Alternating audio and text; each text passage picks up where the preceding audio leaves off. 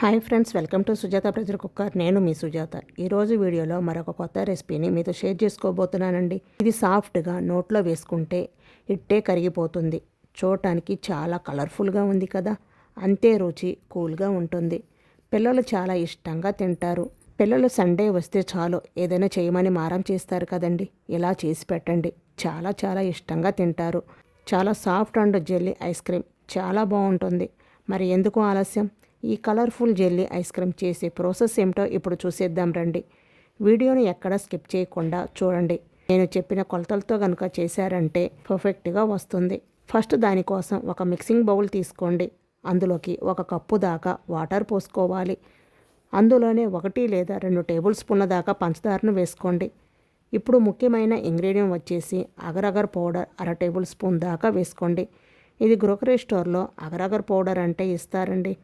తర్వాత ఇందులోకి నేను ఇక్కడ బీట్రూట్ ఐస్ క్యూబ్స్ వేస్తున్నాను. మీ దగ్గర లేకపోతే చిటికెడు ఫుడ్ కలర్నైనా యాడ్ చేసుకోండి. మీకు నచ్చిన కలర్ యాడ్ చేసుకోవచ్చు. నేను ఇక్కడ అయితే బీట్రూట్ ఐస్ క్యూబ్స్ వేసుకుంటున్నానండి. ఇప్పుడు ఒకసారి మొత్తం బాగా కలిసేటట్లు కలుపుకోవాలి. మనం వేసిన పంచదార, అగరగర్ పౌడరు, ఐస్ క్యూబ్స్ మొత్తం కలిసే అంతవరకు బాగా కలుపుకోవాలి.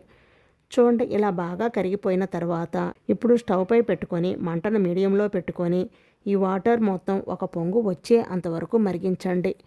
అంటే ఎక్కువ మరగాల్సిన అవసరం లేదండి, ఇలా కొంచెం బాయిల్ అయితే సరిపోతుంది.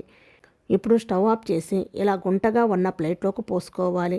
ఇలా పోసుకున్న తర్వాత 2-3 అవర్స్ పాటు అలా వదిలేయండి. అప్పుడు అది చక్కగా సెట్ అయిపోతుంది. 3 అవర్స్ తర్వాత చూడండి, చక్కగా సెట్ అయిపోయింది కదా, చేతికి కూడా అంటుకోవటం లేదు. ఇప్పుడు మీకు నచ్చిన షేప్లో కట్ చేసుకోండి. నేను ఇక్కడ స్క్వేర్ పీసెస్ కట్ చేసుకుంటున్నానండి. ఇలా మొత్తం పీసెస్ కట్ చేసుకున్న తర్వాత ఇలా పీసెస్ అన్నీ మరొక కంటైనర్లో వేసుకోండి. మీకు నచ్చిన షేప్ ఉన్న కంటైనర్లో వేసుకోండి. నేను ఇక్కడ గ్లాసు ఉన్న కంటైనర్లో ఈ జెల్లీలను వేసుకుంటున్నాను. ఇలా మొత్తం వేసుకున్న తర్వాత దీనిని పక్కన పెట్టేసుకోండి. ఇప్పుడు మరొక బౌల్ తీసుకొని అందులోకి 2 కప్పుల దాకా పాలు పోసుకోవాలి. తర్వాత ఇందులో 2 టేబుల్ స్పూన్ల దాకా పంచదారను కూడా వేసుకోండి. స్వీట్ ఎక్కువగా తినేవారైతే మరికొంచెం వేసుకోండి. తర్వాత ఇందులోనే 1/2 టేబుల్ స్పూన్ దాకా అగరగర్ పౌడర్ వేసుకొని ఇప్పుడు ఒకసారి బాగా కలిసేటట్లు కలుపుకోవాలి. పంచదార, అగరగర్ పౌడర్ పాలల్లో బాగా కలిసేటట్లు కలుపుకోవాలి. ఇలా బాగా కలుపుకున్న తర్వాత ఇప్పుడు స్టవ్ పై పెట్టి పాలు ఒక పొంగు వచ్చే అంతవరకు మరిగించండి. జస్ట్ ఒక పొంగు వస్తే సరిపోతుందండి, ఎక్కువ మరగాల్సిన అవసరం లేదండి. జస్ట్ ఒక పొంగు వస్తే సరిపోతుంది. చూడండి, ఇలా పొంగు వచ్చిన తర్వాత వెంటనే స్టవ్ ఆఫ్ చేసుకొని ముందుగా మనం ఒక కంటైనర్లో కట్ చేసిన జెల్లీ పీసెస్ వేసాం కదా, ఆ కప్పులో ఈ కాచిన పాలు పోసేసుకోవాలి.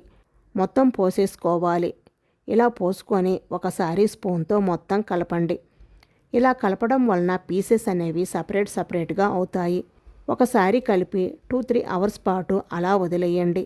3 అవర్స్ తర్వాత చూడండి, చక్కగా సెట్ అయిపోయింది కదా. ఇప్పుడు చాక్ తీసుకొని ఎడ్జెస్ మొత్తం ఇలా అనుకోండి. అప్పుడు బౌల్ నుండి ఈజీగా డిమోల్ అవుతుంది. చూశారు కదా, చక్కగా వచ్చేసింది కదా. ఇప్పుడు మీకు నచ్చిన షేపులో కట్ చేసుకోవటమేనండి.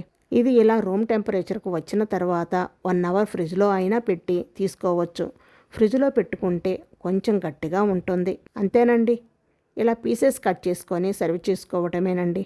చూశారు కదా ఎంత కలర్ఫుల్గా ఉందో. టేస్ట్ కూడా చాలా చాలా బాగుంటుంది. సాఫ్ట్గా చాలా బాగుంటుంది. నోట్లో వేసుకుంటే ఇట్టే కరిగిపోతుంది. మరి ఎందుకు ఆలస్యం, మీరు కూడా ట్రై చేసి మీకు టేస్ట్ ఎలా అనిపించిందో నాకు కామెంట్ రూపంలో తప్పకుండా తెలియచేయండి.